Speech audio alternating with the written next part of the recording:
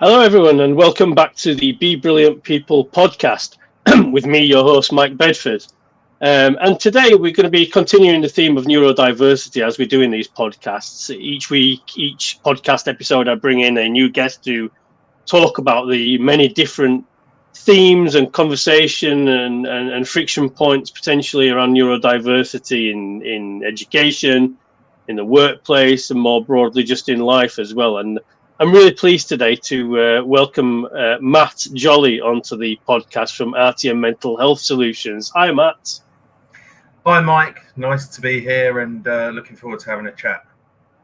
Yeah, no, it's great. We're really pleased to have you on the podcast, and I'm sure our listeners will benefit from listening to our conversation today. And we had a bit of a preamble before Matt came on the live show, when we were talking about some of the things that we might talk about today for the benefit of our listeners. And we're not going to give too much away in terms of spoilers, but Matt's going to kind of share some of himself. He's going to talk about his experience and also about his role within RTN Mental Health, I think, which will inevitably then open up the conversation around neurodiversity. So I did promise Matt that I wouldn't do all the talking, so which can be very easy for me to do.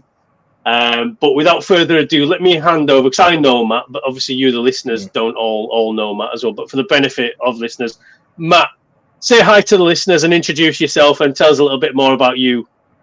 Yes, hello everyone. So as Mike's very nicely introduced me, so I'm Matt Jolly. I'm the Operations Director at RTN Mental Health Solutions. But I wanted to start by telling a bit about my personal story or my family story, because that's kind of where it all began for me. And if I rewind 2.5 years, I would say I knew next to nothing about neurodiversity, and I've been on a bit of a roller coaster ride over the last couple of years. And I think if I try and pinpoint where that started, I think it's from when the kids went back into school after COVID, and the impact of having spent all that time at home and then having to go back into the classroom environment, I think just really exacerbated their anxieties and the things that they struggled with about going to school. And what happens, so we used to have struggles at home, so the kids would often we'd argue with the kids, there'd be lots of screaming and shouting, and we didn't really know what was going on. We thought there was something wrong with our family, that we were just arguing all the time. But then with so I've got 3 sons who are 12, 11 and 7, all boys. But we started having some real challenges with our middle child around school. And he, a typical day when this sort of really started to take effect, the typical day would start with huge amounts of anxiety over sensory issues. So wearing school uniform, he'd get dressed, get undressed, get dressed, get undressed, wouldn't feel comfortable. And so before he even left the house, he was really dysregulated. And then he would go to school and he just found the school environment so difficult. And it got so bad, his anxiety, that he was having 5 or 6 panic attacks a day. He couldn't sleep at night. He didn't want to go out of the house. He didn't want to speak to people. And that's really upsetting as a parent. So we obviously were desperate to try and help him. And so we took the natural steps that people would take. We went to speak to the school. We went to the GP initially. The school were not very helpful. How so, Matt? So they essentially said when he's in school, he's a model student. He behaves really well. We don't see any issues. And my wife did the majority of the school drop-offs and pickups, and she was made to feel really belittled, like, you're talking nonsense. What are you on about? Which was not pleasant for her. No. And then eventually what happened, because obviously when he was going to school, he was masking. So we didn't know at the time, but he's autistic and he has ADHD. And he was masking at school, so he was abiding by all the rules. He was behaving to the best of his ability, but that was taking it all out of him. And then when he was coming home, it was that fizzy bottle effect where he'd been masking all day, and he'd explode when he got in the door at home in his safe place. Yeah. But then one day his mask slipped at the school gate. He just couldn't face going in, and he had a meltdown. And his meltdowns are very angry. He'd be verbally abused. Yeah. Might be violent towards people. And that happened at the school gate. And from that day, after his mask slipped and some of the teachers saw him in that state, he was then not able to mask anymore, and that made things 10 times worse. And the school, they sort of did, I suppose, what they're supposed to do. It was referred to the Senko. They tried to put some strategies in place, but they were just not effective.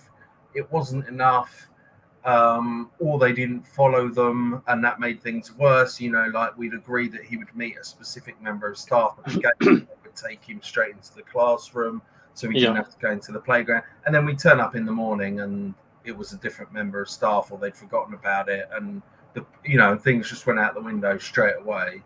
And it got to the point he couldn't attend school because the anxiety was too much. And in the end, we told the school, look, he's not fit enough to come into school because he's having panic attacks all day, every day. And they said, oh, well, you need a letter from the GP to say he's unfit for school. So we went to the GP. The GP screened him, referred him for autism and ADHD assessments on the NHS. And the GP, and this is crazy looking back, but they said that department wasn't that busy in our area, and he should be assessed over the summer holidays. And this was around May time, right? Which I know now, looking back, that was never going to happen. And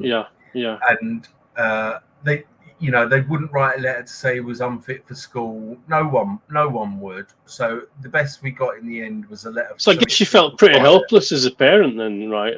We felt totally lost. And we were trying anything and everything. We tried speaking to the community pediatrics team, and we just got told, you're on the waiting list. It's going to be 11 months, I think they said to us initially. Yeah. We took him to a private therapist who was really good. She was really helpful, and she wrote a letter, effectively stating that he had severe anxiety and trauma, and that wasn't wasn't in a good state. But she couldn't write he wasn't fit to attend school because it wasn't her, prerogative. And it just got so stressful, and all the time the school were hounding us. We were getting letters about attendance. We were being pressured. We were being made to feel like bad parents.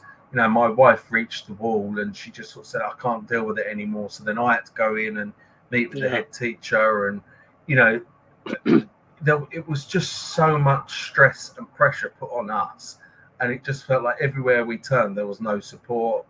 It was, we were referred to CAMS as well, and they just put us on waiting lists for things.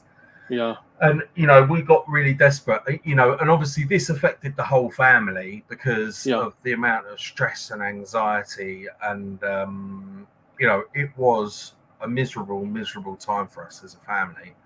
And we just felt like we didn't know where to turn. And in the end, there was two things that helped us turn the corner. And bearing in mind, at one point I had a message from my wife talking about thinking about committing suicide. And I called, and and it was that bad. And I had suicidal thoughts at the time because it was unbearable. And, I contacted CAMS. I tried to call another department at the hospital. I didn't get through to anyone. Left them voicemail saying, I'm worried. My wife said she's thinking about committing suicide. I never even got a call back. So we shocking indictment. This is a shocking indictment. Yeah, and we just felt totally isolated. And in the end, so we were referred to two people. One was a local charity called Maze, or the Maze Group, and that's run by a fantastic lady who's got neurodiverse kids. She homeschooled her kids because they couldn't cope with education, and she runs a 12-week parenting course, which is funded by the government. And we went on that course, and she taught us what neurodiversity is, you know, what that looks like, what that means, what are the strengths, what are the challenges, how do you navigate the school system, are you entitled to benefits, you know, all these things that no one ever teaches you, but once you get into that world, it sort of opens up and you learn all these things. And they were absolutely fantastic. The other one was RTN Mental Health Solutions, which is where I now work. And, you know, we were referred to them. So a friend of ours had their daughter was diagnosed with autism through RTN, and she recommended them. I had a look online. I looked at some other providers who were all more expensive. They were sort of, you know, £1,500, £2,000, £3,000 in one case. And we went to RTN and they were cheaper. They had no wait time. We'd had a recommendation from a close friend who'd been through the process. So that kind of gave us all the reassurance that we needed at that point. And so we spoke with them and they were fantastic. You know, so we had the middle child assessed initially. And the process was very quick. I think it was done in about 8 weeks. The report was really clear, really detailed, you know, gave us suggestions of things we needed to do. You know, an overview of sensory issues. They considered other things like anxiety and trauma and all. So it was a really comprehensive, sort of holistic view of our child's mental health. Can I ask you, Matt, what did that feel like after everything that you've just described, you've been through as parents and all of that, like, trauma as a family? What did that feel like then when you got to RTN and said it all out? Yeah, and do you know what? It was, at the time, you know, I couldn't have spoken highly enough of them, you know, because we'd felt isolated, like we weren't being listened to or heard. You know, and both RTN and the Maze Group as well, because it was kind of like the two at the same time. Yeah, and shout out to the Maze Group. Yes, yeah, definitely. Sue Barker, who runs that, is an incredible lady. But you know, it just felt like finally we'd found someone who actually understands, who's actually going to help us. You know, and with RTN, what really, really struck me. And so we were going through this crisis as a family, and our son's assessment diagnostic interview was booked, and the clinician that was doing it, she had to cancel. Like, it was like a day or two before, and she contacted me and said, "Look, I'm really sorry. I've had something come up in one of my other clinical roles. I can't do the appointment on Friday." You know, and I said, "That's fine. Totally understand. Let's reschedule." So we rescheduled for the following Friday. And then about 2 hours before the diagnostic interview, same clinician contacted me directly and said, "I'm really sorry, I can't make the appointment today."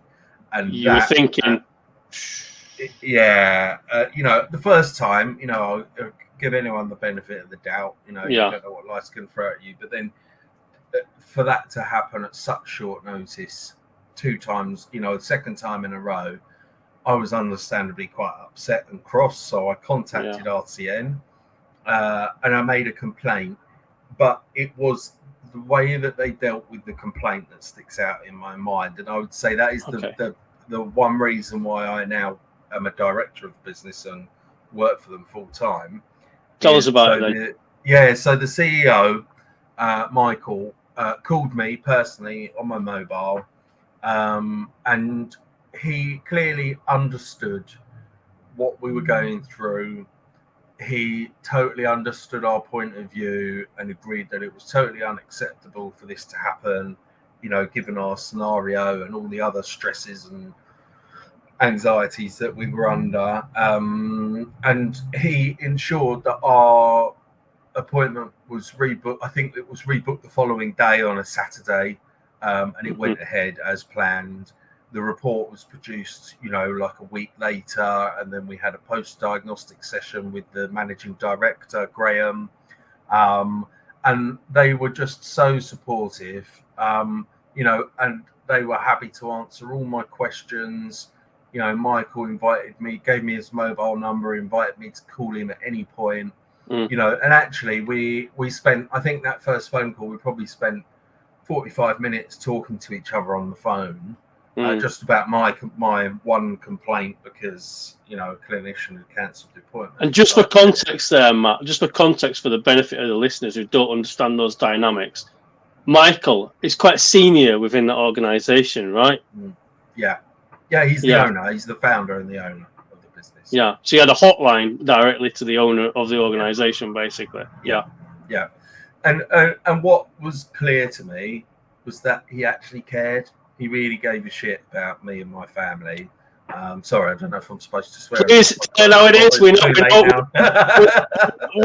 now an explicitly rated podcast, but that's absolutely fine. I just had to have the little E to the podcast. And please just tell it how it is. I always said to you, Matt, before you came on the show, be your authentic self. And if the shit word comes out in the podcast, in the conversation, it's done, it's out there. Let's continue.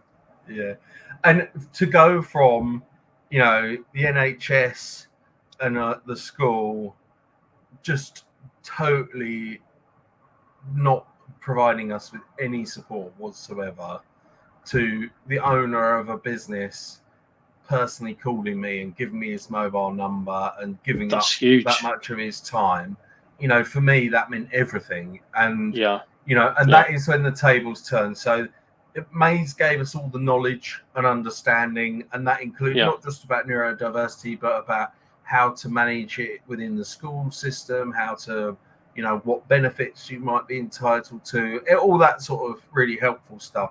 And then RTN gave us that real support, and also the diagnosis that we needed to access some of this support. So it then followed on. So we actually had our other two children assessed later that year in 2022. So how did that go down in terms of dynamics of the family situation then, Matt? So when you had that conversation, you got the diagnosis. How did that land, first of all, with your son who got the diagnosis, but then obviously the wider conversation? You said then everyone else got tested and so on and so forth. How did that conversation go? It went okay. So I think what sort of really influenced it was our attitude as parents. So we had one child who couldn't attend school due to mental health issues. And then shortly after that, we had our youngest child started having similar issues. And then our eldest child, he's got ADD and he really struggles with like low energy and things like he gets burnt out very easily. So he used to go to school and he was relatively happy at school, but it would burn him out. So he would do 3 days and then he wouldn't be able to get out of bed. He would just be totally wiped out. So his attendance was low. And we took the attitude of putting our children's mental health before their education. And so we refused to send our middle child back to school. And the school didn't like that, but actually we were armed with some knowledge that there was a Mental Health Act passed in Parliament where parents can self-certify that if their kid is not mentally fit for school, then they don't need to attend, and just having that sort of information to back us up. That's massive, isn't it? Yeah. Again, you don't know what you don't know, and shout out to that and that information out there for parents who need to know that as well. Because as you've just described, you can feel absolutely trapped with no way out there, and there's only one, it's their way or the highway sort of thing. And I don't think that's necessarily true, is it? Yeah, and one of the secondary school that our eldest child was at, they outsourced their attendance management to a third party, and they're very aggressive, and if your attendance falls below a certain below a certain level, they send you a very threatening legal letter about taking you to court because your child's not in school. And just what you did when you had all that going on as well, right? Yeah, exactly. And it really upset my wife, and she wrote a really long email back to them about the fact that we were liaising with the Senko team at the school and putting different measures in place, and that our children are all neurodiverse and all these things. And we never heard from them again. They never find us. Just ghosted you. They just, exactly. Ghosted you. Exactly. Yeah. Yeah. So, but we took that attitude, and actually, what we discovered is that our kids don't actually have to go to school. You can take them out of school. And we were very Shout that fortunate. out again, Matt, for those at the back who didn't hear that. Yeah, your children do not have to attend mainstream school. It's not a legal requirement. There's obviously lots of implications around that, in that you're then going to have to provide full-time care for them during the day because they're not in school, which not everybody can do or can afford to do. You know, if you're a single parent or a low-income household, that's not necessarily possible. In which case, you know, keep that government legislation in mind about, you know, self-certifying if your child is not mentally fit for school. You don't need a doctor's note. You don't need a letter saying they're unfit for school. You can just tell the school, my child is not mentally fit enough for school. We might share some of these links in the I'll send them over afterwards for people who might be interested in looking at that. Yeah, and the homeschool thing was huge for us. I wasn't resistant, but I was very cautious. My wife had decided months before I had. She was like, I want to take them out of school and homeschool them, you know. But I was very much right. I really need to understand all the implications here. You know, can we send them back to school at a later date if we want? The answer to that is yes, but the school they were in previously doesn't have to guarantee a place, so they might end up going to a different school. You know, I assume you were both working at this point, Matt, as well. Yeah, you were both in jobs as well at this point. Well, we were at this point. We were. But then basically what happened, so my wife worked for my business at the time, and so she left work to become a full-time homeschool teacher, mum, carer. Which big shout out to that, because that's an incredibly tough job, as many parents will remember from the pandemic, just actually how bloody hard that is. Yeah, and you know, hats off to her. Zoe, her name is. She's an incredible. Big up, Zoe. Wife. Yeah. She's an incredible person. She's an incredible wife, an incredible mum, and she has sacrificed so much for our children. I just hope one day they realise that and really appreciate it. But you know, she, you know, but we just took a different approach. And you know, when you tell people, you know, we're going to homeschool our kids, or we homeschool our kids, you get all sorts of funny looks and questions. Side-eyed. Yeah. It's got a real stigma. One of them, is it? yeah, exactly. And they start asking, you know, are you following the curriculum? Are you, you know, what you can do about their GCSEs? And the answer to that is, we've taken them out of school because we want to do it differently. You know, education. Because nonsense wasn't working for us. Yeah. I mean, education is. You know, it's all about performance statistics, like levels of absenteeism, exam grades, 100%. you know, things like that. And actually, that did not work for my children. It was too much. They couldn't concentrate in the classroom. It's cookie cutter stuff, Matt. That's what we're saying. Education is cookie, and within that, not everyone's going to fit in that shape, right? No. And so we've taken them out of school. They've been homeschooled now for about a year and a half, but actually that first year, so 2023, my wife didn't do any homeschooling until September because they needed to recover mentally. And so they were able to have that break.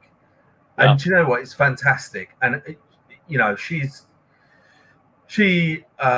finds it hard sometimes because you know, to actually undo your own conditioning of you should go to school and get GCSEs and go to college or university and get a job, etc.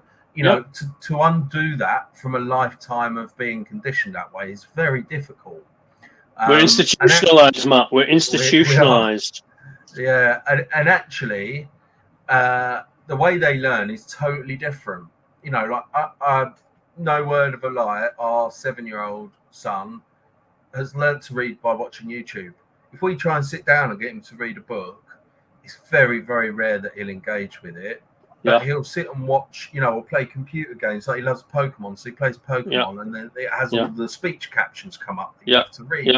He's learned to read that way. He's done it on his own. You know what? Who cares? If he learned to read and it's worked for him, let's think a little, which is what education doesn't do, right? Is think outside of the box and think about, actually, so this ain't working for this kid, so let's look at something completely different. Yeah, and do you know what? Two of my kids, so they teach when they're learning to read, they teach phonics in school these days. And two of Yeah, my kids didn't learn that way. One of them tried, couldn't do it.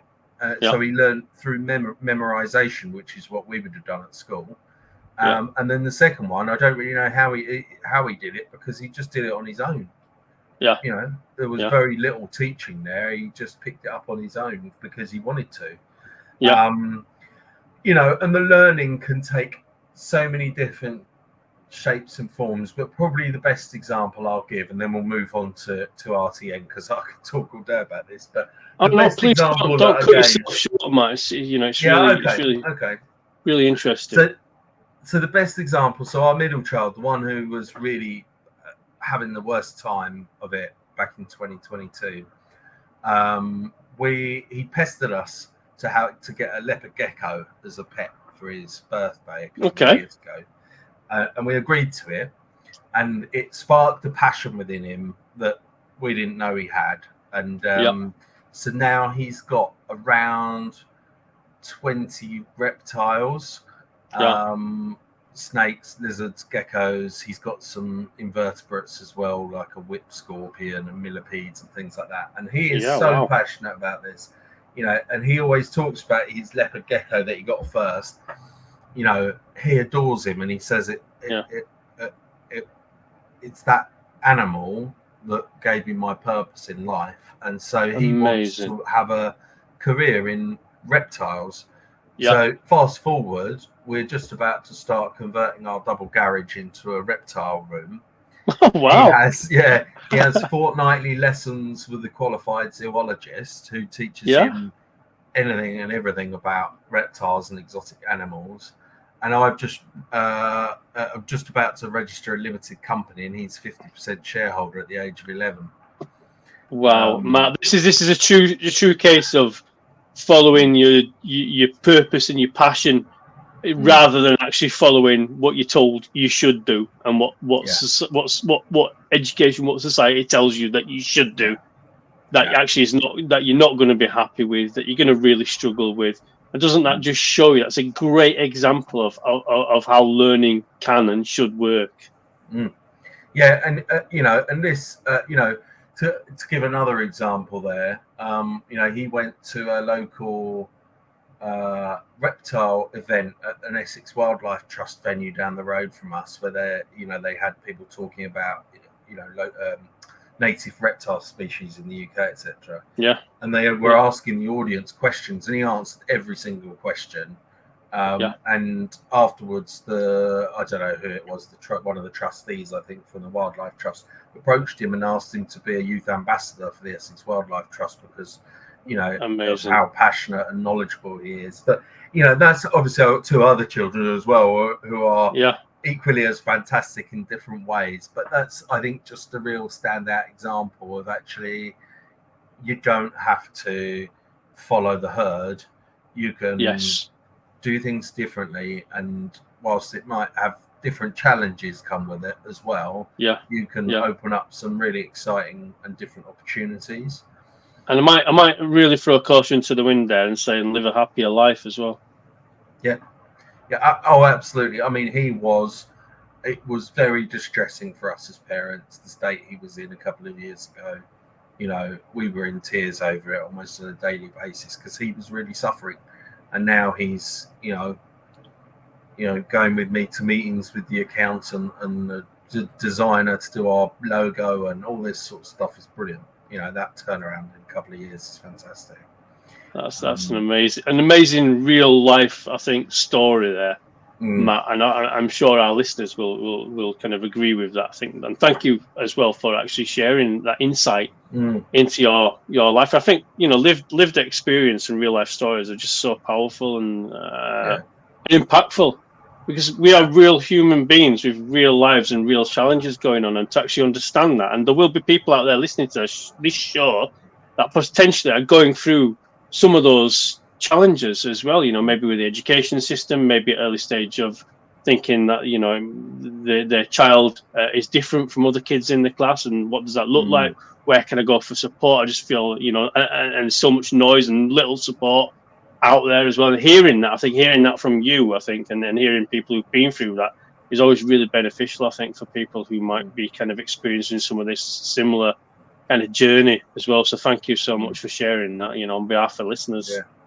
Yeah, no, it's a pleasure, and what that and the journey didn't stop there, because what it opened up to us, firstly, with all the knowledge that we gained, my wife and I quickly came to the realization that we were both neurodiverse as well.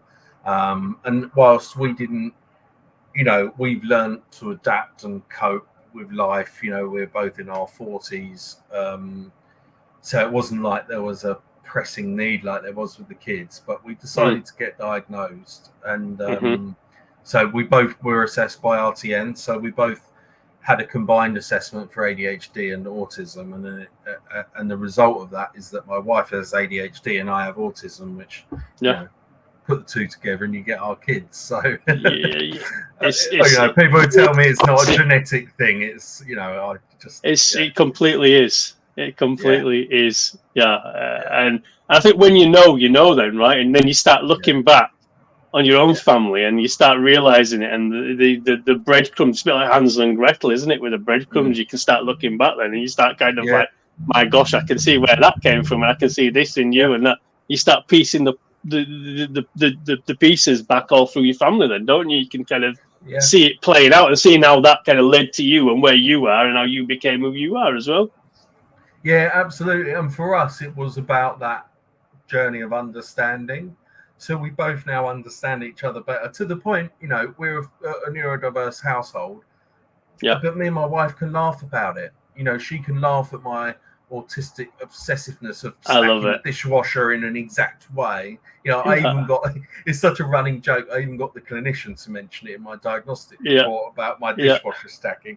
And we can joke about the fact that she starts a million tasks and never finishes any. But because we know and we accept and we appreciate our strengths and weaknesses, we can just have a laugh about it. So as a family, going back to your earlier question about how did that affect the family dynamic, we're all neurodiverse, but we're all individuals as well.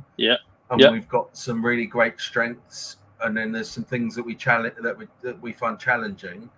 But we now know, because we now know that, we can act on it. If our eldest child is in a situation where he's run out of energy and he needs to get away, we know, we don't stress. Whereas before, I think we would stress about it and go like, no, we've got to stay to the end of the party, or we haven't finished doing what we're doing. So you were still confident.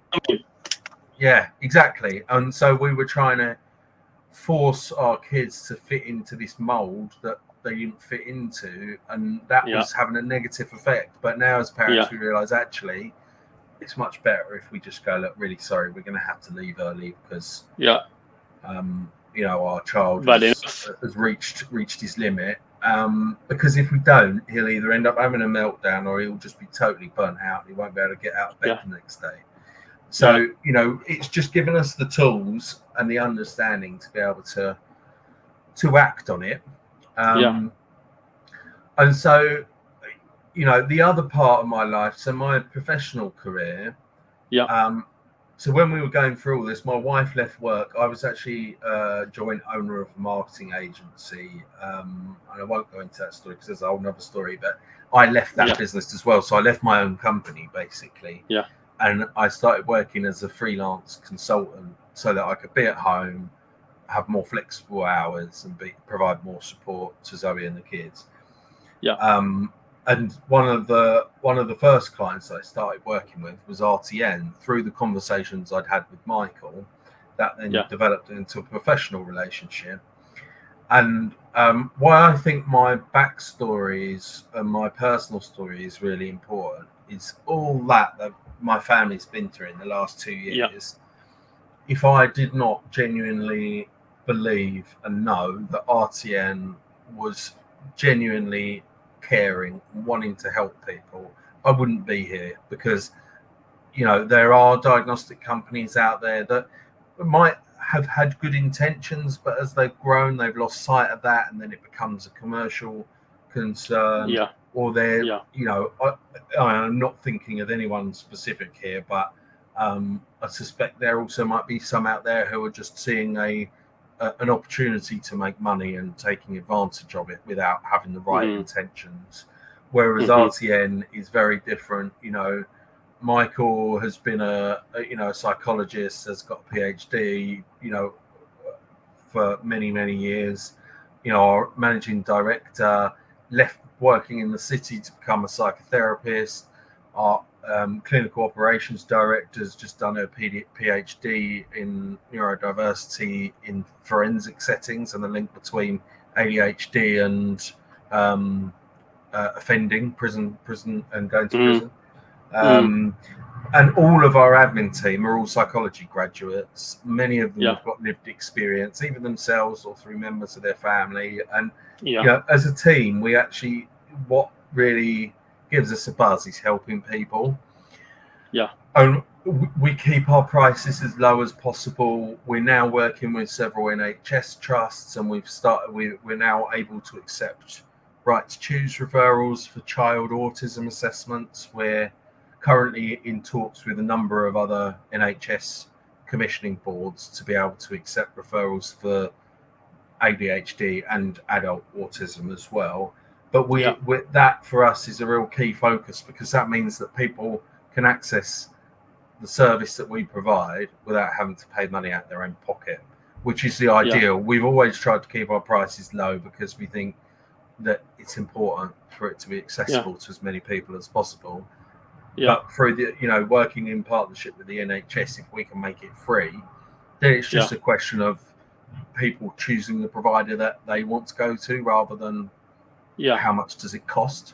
It's offering choice, isn't it? I think it's about offering choice, because I know certainly, and I know that there's so many people, and I have this conversation all the time. I post about it, I blog about it, I write about it, I talk about it, about getting a private diagnosis isn't accessible for a lot of people, and that's absolutely fine. But equally, I don't think anyone who can afford to pay for a private diagnosis should beat themselves up about it either. I know I went through that kind of all guilt thing about I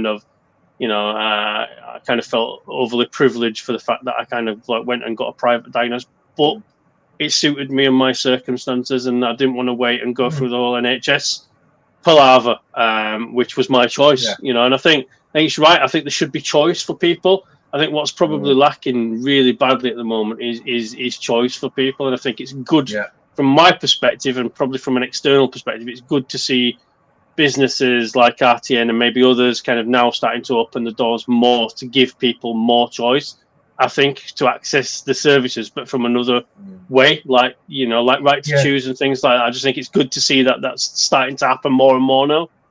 Yeah, and we totally agree. It's about that choice, and it's also about trust as well.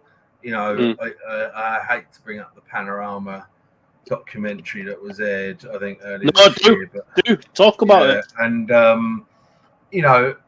and to me, it felt very contrived. Like they were trying to dismiss private providers as not compliant, not trustworthy, and that's totally not the case. And in fact, actually, we will go above and beyond with our assessments in a way that the NHS never do. And I'll give a few examples there. So our reports are very thorough, our process is fully NICE compliant, so we don't have any issues with the NHS accepting our diagnostic reports and accepting the diagnosis that we give people, which is a big thing, by the way. So we do get challenged from time to time, but when that happens, the clinician who diagnosed the patient will speak to the NHS trust and reassure them. And the sort of most extreme case of that. So Northern Ireland, the NHS there insist that for an for an autism assessment, that there has to be a face-to-face ADOS observational assessment, and the patient has to have physical checks to check for things like fibromyalgia, etc. And that is something that in England, Wales, and Scotland, NHS trusts don't do and don't insist on. But in Northern Ireland, they do. And so what we've done is we've set up a clinic in Northern Ireland where people can go for a face-to-face ADOS, and we use a private GP network to conduct physical checks so that we can comply with what the NHS is asking for, so that they accept our diagnosis. And we didn't, we've done that because we want to do the right thing and we want to help people. I mean, other examples when, we had a case recently, and this happens quite often, but this is a good example, where the school filled out an informant report and the parents filled out an informant report in relation to a child going through an ADHD assessment. And the two didn't match. One, the school said absolutely fine, no problems, as the parents were describing lots of challenges at home, etc., which is quite common. I mentioned it with one of my own children earlier. Yeah. So in that case, the NHS would just go, no, not, it's not present in different settings, so we're not giving you a diagnosis. But what we did instead, which the NHS doesn't generally do, is we sent one of our clinicians out to observe the child in school. And we updated our report, and it was still inconclusive. So we sent the clinician out again to observe the child at home. We also did a QB test, which we don't do as standard, but we do it where we feel there's a value in it. And actually, in terms of the legitimacy of our diagnosis or diagnoses, in that particular case, we did all of that and we were still unable to give a diagnosis. So we're not a company where you come and you pay money and we hand you a diagnosis. You just hand it out, Yeah, we go through the process in great detail. Rigor. Go the extra mile when we need to. And if it still doesn't meet the diagnostic criteria that the NHS uses, then we can't give a diagnosis. It's not a silver bullet.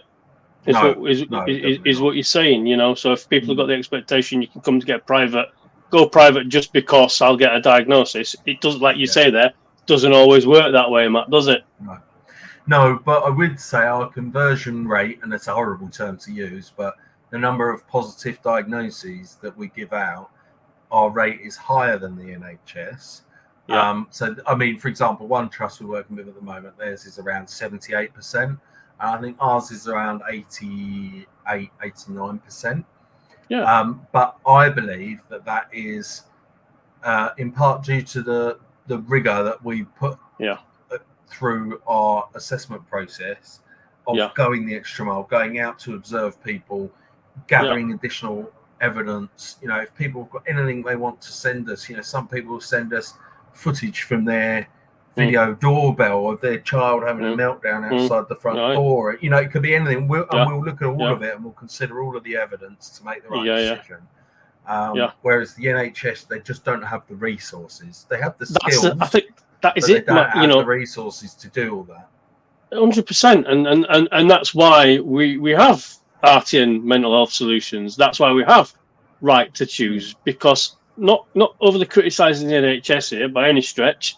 I think they do a great job in a lot of areas, and I think the people who work there are there for all the right reasons. Big up to the NHS. Quite a few of our clinicians have or still do work for the NHS as well. Okay, so big up to the NHS, but actually we know that it's massively under-resourced and they have a lot of challenges, particularly when it comes to supporting people in this area. And that's why private organisations like yourselves exist, and that's why Right to Choose exists, to take away some of that pressure from the NHS so that they can provide the best service that they can, and you can help by providing the best service that you can. And ultimately, it's about patient care and the best service for the patient. Surely.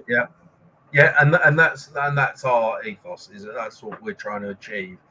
And what we're seeing with the NHS, because they recognise that it's an issue, it's been widely publicised in the media as well, is that they can't cope with the demand. They don't have the resources. So we're seeing the ICBs, which are the commissioning boards that basically allocate funding, that they're doing one of two things in a lot of cases. They're either doing what they term a waiting list initiative, which we're doing for Lancashire and South Cumbria Trust, where they basically allocate some funding and they outsource their waiting list to a private provider, and they say, right, in that case, we were given 1,800 assessments, which are the off of a 4-year waiting list that they had. And then in other cases, what I'm seeing more frequently now is actually ICBs running accreditation frameworks. So basically, and we're going through several at the moment that are in progress, it's basically like tendering for a contract, and you get a contract at the end, but they don't give you the work. They basically then put a list together and they send it to all their GPs, and they go, right, these providers have been for our process and we have approved them as eligible, qualified, good quality providers for right to choose. So then the GP has got a list of pre-approved providers that have agreed rates with the NHS that they can then go, when someone comes in and says, I think I might need an autism assessment, the GP can screen them. If they agree and believe that a referral is the right thing, then they can say, well, look, our current waiting list on the NHS is X number of years. However, you can choose from this list of approved providers that we work with. We vetted them all. They're all legit, and here's their details. Go and check them out and you can choose, and you'll get different waiting lists. And that's better. And that's the way I see it going in the future. And what I'm also seeing more as well is with ADHD, because there is one of the treatment pathways is medication. Not right for everyone, and it shouldn't necessarily be the first port of call, but it is something that regularly helps people with ADHD. What's happening is because they've got this huge backlog of assessments, as they're getting pushed through the system, they're now getting really long waiting lists to access medication, because you can't just get a diagnosis and then go to your GP and go, give me a prescription for these controlled stimulants. You have to be assessed by a specialist, which is normally a psychiatrist, and they have to check, your health, height, weight, blood pressure, that sort of thing, to make sure it's safe, because these are strong medications. They need to make sure it's safe. So we're also starting to see more NHS organisations putting that through right to choose through third parties. And to do that, it has to be a CQC registered business, and they're regulated in exactly the same way as the NHS is regulated by the CQC. You have to meet exactly the same standards, same qualifications, same training, everything. Same. This is a Care Quality Commission. Yeah, exactly. Yeah, so they're an independent accreditation body. So you don't necessarily have to be CQC registered to do assessments, because a lot of them are done by psychologists, and psychology is not a regulated activity under CQC. But when you start getting into prescribing medication, it absolutely is. Yeah. So we do have a second business, RTN Medical, which is a CQC accredited psychiatric clinic, predominantly based online, and we offer exactly that. So we do the initial psychiatric assessment, we will do the first prescription, and then the process called titration, which is basically adjusting the medication dose to find the optimum level. And then what happens then is you can enter into a shared care agreement. So we basically then apply to their GP, the patient's GP, and say, right, we've assessed and titrated this person. This is the medication they're on. Will you enter into a shared care agreement? And basically then the GP just issues the prescriptions, and they can collect their medication like they would with any other prescription at their local pharmacy. And then, but the specialist still needs to be involved. So for adults, it's annual monitoring sessions. I believe kids is every 3 months. So we only offer that for adults at the moment, but we're in the process of reapplying to the CQC to be able to offer that for children as well. And what about the shortage? About we hear all the time at the moment there's a real shortage, particularly around ADHD medication. Yeah, and so that's one of the benefits of going via a private provider, is if you can access it through right to choose, then you don't have to pay for it like you wouldn't under the NHS. But private providers have greater flexibility to work with different medication manufacturers and suppliers. So there are, there's certain, because the medication is the medication, and there are different types that can help with ADHD, but there's also different brands. A bit like you get all these drugs in America, things like Tylenol and stuff like that. And we have the same drugs in this country. They're just not called Tylenol because we call them, I don't actually know what Tylenol is, but paracetamol or something like that. But, it's a bit like that. So there are other options out there. And we haven't experienced an issue with being able to obtain medication. However, we were also aware of the issue, and we did sort of pre-plan for it by booking a certain amount of stock in advance so that we had access to medication. So I think with private providers, they've just got a bit more flexibility, where obviously the NHS is a large government-owned organisation, and they've got, rightly so, they've got a lot of protocols and procedures that they need to follow, and they can't necessarily deviate from those as easily as a private business can. Yeah. Okay. Look, Matt, I think we're probably coming to about the time for our conversation. I think we could go on probably a lot longer, and I think really interesting to kind of hear off the back of your personal experience, then a bit more about kind of what's led you into now your professional career and that journey that you went through. And I often talk about, when I talk about neurodiversity, which I talk about neurodiversity quite a lot, as in terms of my role in my business, supporting neurodiversity in the workplace. I'm a coach who specializes in coaching people who are neurodivergent. I also am a public speaker talking about neurodiversity.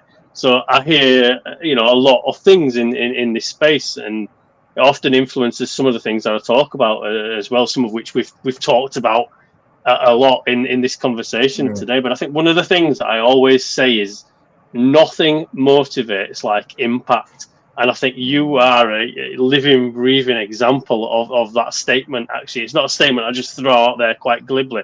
I think your whole situation, the experience that you went through, the trauma and the experience that your family went through as a unit, it was the impact. And I think that's then, shaped your lives, hasn't it? It shaped your lives. It shaped your knowledge. Like you said, you didn't know anything about neurodiversity. If you go back 5-10 years ago, what's that? You'd have said. But actually, with that impact, with that situation, with all that you went through, that's kind of then shaped your life experience and has taken you on that path to where you are now, and on that constant learning curve and learning journey to kind of find out more and to educate and to support. And to basically, I think most of us are in this space to help people, to learn, to educate ourselves, but to help other people, I think, is what brings us into this space as well. I think you are a living, breathing example of that statement that I so often repeat out there when I'm talking about neurodiversity. And I think, when I'm working particularly in corporate settings and environments, you get the kind of, I think, the same old kind of like your stereotypes, I think, and kind of like, statements such as, well, don't we all just have a little bit ADHD, or are we all just a little bit autistic, or whatever. And I think, when you actually share these lived experiences, you realize that no, we're not. Just kind of having a kind of slight, penchant for making my bed every morning doesn't mean that I've got OCD. Do you know what I mean? It's kind of the actual impact that has on your daily life and functions that is the difference between the two. And that's how I kind of separated as well. And it's just kind of really important when we're talking about this to recognize that it's not just something so glib that we just wake up one day and decide we are this or we are that. Next day, we go back to kind of being normal or whatever. Actually, it's our lives. This is our way of life. This is our way of life, and there's great strengths, there's great opportunities, but also we can't, ignore the challenges that come with that as well. Because ultimately, as you've perfectly illustrated in this conversation, we are trying to fit into what is essentially a neuronormative, neurotypical world. And that's bloody hard. That is bloody hard. Being neurodivergent and trying to fit in to a neurotypical world is hard. And I think we're trying to change the landscape so it isn't even neurodivergent or neurotypical. It's just neuro-inclusive. So everyone of all different neurotypes can fit in, not just exist, but thrive. And I think that's ultimately what we're all striving for, right? Yeah. No, absolutely. I really appreciate your kind words as well, Mike. I just want to share a parting gambit, which is something that one of our clinicians made me aware of, which I really, really love. So the Maori culture, which is the indigenous people of New Zealand, they actually have great respect for neurodiversity. And I'm going to try and pronounce the word that they use for autism, which is tatiwantanga. But what that translates to in English is one's own time and place. And I just thought that's just such a nice way of looking at it. So yeah, it's been really great speaking to you, Mike. I really appreciate it. Likewise. I'll look forward to catching up soon, and I'll always jump at the chance to come back in the future if you'll have me back. Oh, it's been an absolute pleasure, Matt. I've really enjoyed talking to you, and again, thank you so much for just being so open and honest. I think it really helps the conversation, and I think, as I said, I'm sure even if one person listens to this and kind of that resonates with them or it helps them in some way, this, I always say these podcasts are worthwhile and worth doing as well. So thank you so much for being part of this conversation and being a guest on the Be Brilliant People podcast today, Matt. Really appreciate it. It's been an absolute pleasure. Thanks, Mike. Thank you. And thank you to you, our listeners, for tuning in as always and for listening to the show. Don't forget, if you're enjoying the content of the podcast, please give us a rating on your podcast player of choice, and be sure to share the podcast with others so that they can hear this conversation as well. If you want to find out more about kind of my business and what I do in terms of neurodiversity, my business is Be Brilliant People Development, and I'll post all links in the show notes to that, so you can go and check that out. And I'll also post some links from some of the things that Matt's talked about today. He'll share some resources, I think, after this, and we'll post some of those links in the show notes as well as information and links to RTN Mental Health Solutions, which I would recommend them personally as well, having been through an assessment myself for ADHD through RTN Mental Health Solutions. I found that to be a really kind of human experience, to be honest with you, and I would recommend them personally as well, RTN Mental Health Solutions. So yeah, that's it from me. So thank you for joining us again today, and look forward to seeing you and hearing from you and on the next podcast show. So take care, everyone. Stay safe, and see you again soon. Bye.